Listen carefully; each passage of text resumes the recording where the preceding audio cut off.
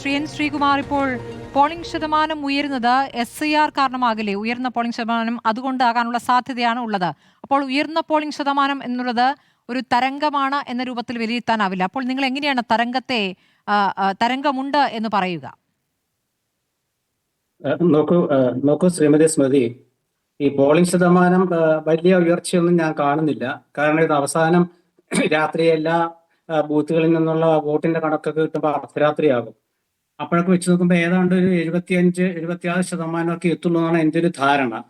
അല്ലാണ്ട് അതിലും കൂടുതലൊന്നും ഉണ്ടാവും ഞാൻ കരുതുന്നില്ല. നമ്മൾ ഒരു തെരഞ്ഞെടുപ്പ് ദിവസം ഒരു ട്രെൻഡ് നമുക്ക് കിട്ടും.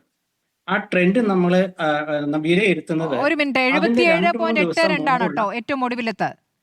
അതായത് കഴിഞ്ഞ തവണത്തെ കൂടി കഴിഞ്ഞു. അല്ല, അതെ, അതൊക്കെ രാത്രിയാകുമ്പോൾ നമുക്ക് നോക്കാം. അതിന് ഇനി കണക്കുകൾ വരാനുണ്ട്. അതിന്റെ ഫൈനൽ ഇത് വരട്ടെ. അപ്പോ നമ്മൾ പറയുന്നത് ഒരു തെരഞ്ഞെടുപ്പ് വോട്ടിംഗ് ദിവസം നമ്മൾ കണക്കാക്കുന്ന 2-3 കാര്യങ്ങളാണ്. ഒന്ന്, ആ തെരഞ്ഞെടുപ്പ് ദിവസത്തെ അതിനെ നയിച്ച നേതാക്കളുടെ പ്രതികരണം. 2, ആ തെരഞ്ഞെടുപ്പിന് തൊട്ടു മുമ്പുള്ള 2 ദിവസത്തെ പാർട്ടികളുടെയും പാർട്ടി നേതാക്കളുടെയും ഒക്കെ പ്രവർത്തന രീതികളും അതുപോലെ അവരുടെ പ്രചരണ സാമഗ്രികളുമായി ബന്ധപ്പെട്ട കാര്യങ്ങളും. ഇവിടെ ഞാൻ 2-3 കാര്യങ്ങൾ മാത്രമേ ഞാൻ പറയുന്നുള്ളൂ. ഒന്ന്, ഇന്ന് ശ്രീ MA ബേബി വോട്ടെടുപ്പിന് ഇടയ്ക്ക് ഒരു കാര്യം പറഞ്ഞിട്ടുണ്ട്. ശ്രീ AK ആന്റണി ഒരു കാര്യം പറഞ്ഞിട്ടുണ്ട്. ശ്രീ വെള്ളാപ്പള്ളി ഒരു കാര്യം പറഞ്ഞിട്ടുണ്ട്. അതുപോലെ മുഖ്യമന്ത്രിയും പ്രതിപക്ഷ നേതാവും പതിവ് പോലെ പറഞ്ഞിട്ടുണ്ട്. ശ്രീ MA ബേബി പറഞ്ഞത് ഞങ്ങള് തെറ്റ് തിരുത്താൻ വല്ല പിഴവുണ്ടെങ്കിൽ ചൂണ്ടിക്കാണിച്ചാൽ തിരുത്തും എന്നൊരു തെരഞ്ഞെടുപ്പിന്റെ വോട്ടെടുപ്പിന്റെ മധ്യത്തിൽ, അതായത് ഒരു 40% വോട്ടെടുപ്പ് കഴിഞ്ഞപ്പോൾ ബാക്കിയുള്ള ആ ശതമാനം വോട്ട് ചെയ്യാൻ കാത്തിരിക്കുന്ന സമയത്ത് പറയണമെങ്കിൽ അവർക്കൊരു ദുസൂചന ലഭിച്ചു കാണണം. ഒന്ന്.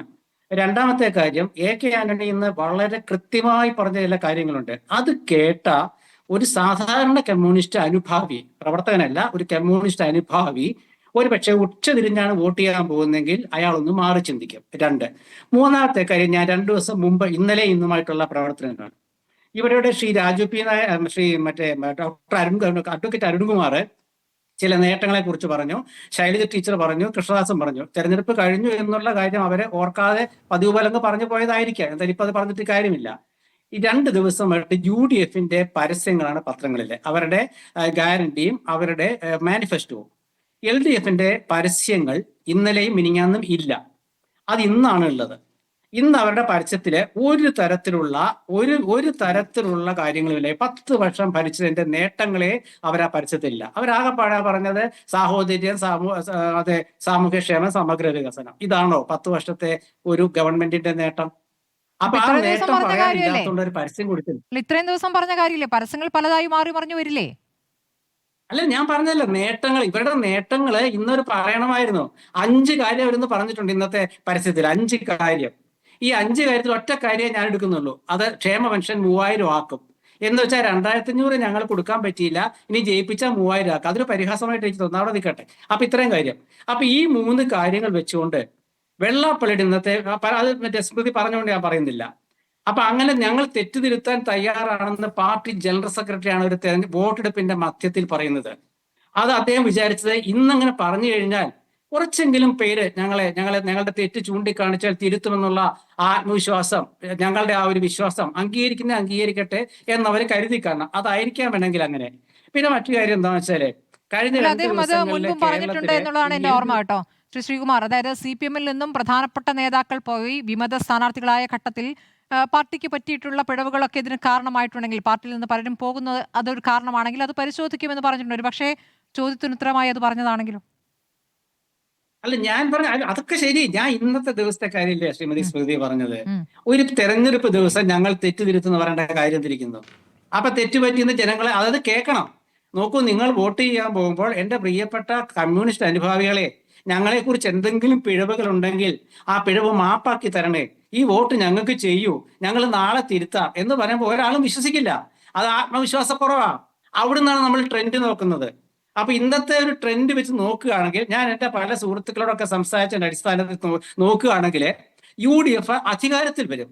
സാധാരണത്തിൽ നമ്മുടെ നാട്ടിലത്തെ LDF UDF ഭരണ വ്യത്യാസം 60-80 എന്നുള്ള നിരക്കാണ്. 60-80. നേരെ മറിച്ച് ഒരു ഭരണവിരുദ്ധ വികാരമുണ്ട് ഇവിടെ. ഭരണവിരുദ്ധ വികാരമുണ്ട്. ആ വികാരം തരംഗമാകുന്നത് ചില മണ്ഡലങ്ങളിലാണ്. അത് ഇന്ന് ധർമ്മടത്ത് ഏതാണ്ടൊക്കെ കണ്ടിട്ടുണ്ട് അതെങ്ങനെയാണെന്നുള്ളത്. അതുപോലെ പേരാവൂരിലെ ടീച്ചർ പറഞ്ഞല്ലോ പേരാവൂരിലത്തെ കാര്യം. പേരാവൂരിൽ കഴിഞ്ഞ തവണ 3000 വോട്ടിനെ തോറ്റത് എന്തുകൊണ്ടാണെന്നറിയോ? അന്ന് LDF വലിയ ഭൂരിപക്ഷത്തിൽ ജയിച്ച കാലമാ.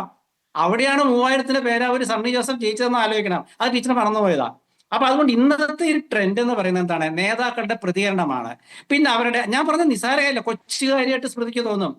നിങ്ങളുടെ നേട്ടങ്ങളെ കുറിച്ച് ഒരു പരസ്യ പേജ് ഇറക്കാൻ, ഒരു പരസ്യത്തിന്റെ പത്രത്തിലെ ഒരു പരസ്യം കൊടുക്കാൻ, നേട്ടങ്ങൾ എണ്ണി പറയണ്ടേ? 10 നേട്ടങ്ങൾ നിങ്ങൾ പറയണ്ടേ? ഒറ്റ നേട്ടം എന്ന് പറ. സ്മൃതി എന്റെ പത്രം ഇരിപ്പുണ്ട്, പത്രം ഇരിപ്പുണ്ട്. അല്ലെ ഒരു നേട്ടം പറ. ഈ ക്ഷേമപെൻഷൻ 3000 ആക്കുന്ന പറഞ്ഞല്ലാതെ. അപ്പൊ അതേ ഞാൻ പറഞ്ഞത്, ഒരു തെരഞ്ഞെടുപ്പിന്റെ മധ്യത്തിൽ നേതാക്കൾ പറയുന്ന കാര്യം ട്രെൻഡ് നോക്കിയിട്ടാണ്. അവിടെ AK ആന്റണി പറഞ്ഞൊരു ഒരു വലിയ കാര്യമുണ്ട്. എന്താണെന്നറിയാമോ? ഇടതുപക്ഷം ഇവിടെ നിലനിൽക്കണം. ഭരണം പോയാലും കുഴപ്പമില്ല, ഇടതുപക്ഷം നിലനിൽക്കണം. എപ്പോഴാണ് അദ്ദേഹം പറഞ്ഞത്? അപരാഹ്നത്തില്, അതായത് ഏതാണ്ട് ഒരു 11 മണി 12 മണിക്ക് അദ്ദേഹം പറഞ്ഞത്. അപ്പൊ ആ 11 മണി 12 മണിക്ക് അദ്ദേഹം പറയുമ്പോൾ അത് കേട്ടവരുടെ ഒരു വികാരമുണ്ട്. ശരിയാ, പാർട്ടി നിൽക്കണ്ടേ ഇവിടെ? പാർട്ടിയോടെ നിൽക്കണ്ടേ? അതുകൊണ്ട് ഭരണം പോട്ടെ തൽക്കാലം. ഭരണം ഒരു ഗ്രൂപ്പിന്റെ പ്രോഗ്രസ് ആണല്ലോ. വന്ന ഒരു ജില്ലയിൽ 100 CPM-കാർക്ക്, അങ്ങനെ 1400 CPM-ന്റെ നേതാക്കളൊക്കെ ഭരണം കൊണ്ട് താല്പര്യമുള്ളൂ, അല്ലാണ്ട് പാവപ്പെട്ടവർക്കൊന്നുമില്ല. അത് മാത്രമല്ല, ഒരു പ്രധാനപ്പെട്ട വേറൊരു പോയിന്റ് ഉണ്ട്, ശ്രദ്ധിക്കപ്പെടാതെ പോയതാ. രേവന്ത് റെഡ്ഡിയുടെ ഒരു പ്രസ്താവനയുണ്ട്. എന്താണത്? കേരളം യുവത്വം ഭരിക്കട്ടെ. അത് വലിയ ഇതാണ്. കേരളം യുവത്വം ഭരിക്കട്ടെ. VD സതീശൻ കൊണ്ടുവന്ന ചില പ്രകടന പത്രികയിലെ VD സതീശന്റേതായ രീതിയിലുള്ള ചില ടച്ചുകൾ, ഒരു സതീശൻ ടച്ച് അതവിടെ ഉണ്ട്. ആ VD സതീശൻ ടച്ച്, അത് യുവത്വം. ആ യുവത്വം ഭരിക്കട്ടെ എന്ന് നിസ്സാര കാര്യമാണോ? യുവാക്കൾക്കല്ലേ മന്ത്രിസ്ഥാനത്തിൽ കൂടുതൽ പ്രാധാന്യം കൊടുത്തിരുന്നത്?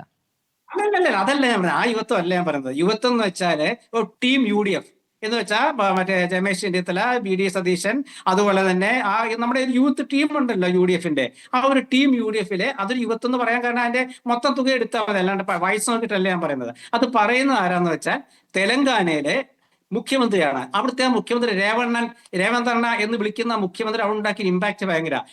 അദ്ദേഹത്തെ വിമർശിച്ചോട്ടെ, അതൊന്നും കുഴപ്പമില്ല. അദ്ദേഹമാണ് നിങ്ങൾ യുവത്വം ഭരിക്കട്ടെ കേരളത്തില്, അത് വലിയ ഇമ്പാക്ട് ഉണ്ടാക്കിയിട്ടുണ്ട് ഇന്നലെ ഇന്നും ഒക്കെ ആയിട്ട്. അപ്പൊ ഇതൊക്കെ കണ്ടുകൊണ്ടാണ് പറയുന്നത് ട്രെൻഡ് UDF-ന് അനുകൂലമാണ്. അതല്ല എന്നുള്ള രീതിയിൽ പറയാൻ CPM-ന്റെ കയ്യിൽ ഇന്ന് ആയുധമില്ല. അവരുടെ എല്ലാ നേതാക്കളും വന്ന് പറയുന്നത് ഞാൻ കേട്ടു.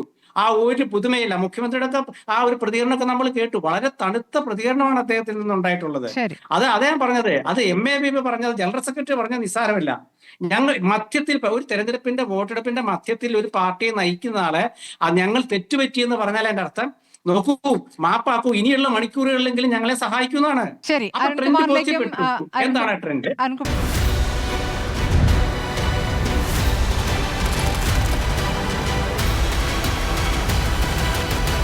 ഡിബേറ്റ് വിത്ത് സ്മൃതി പരുത്തിക്കാട്.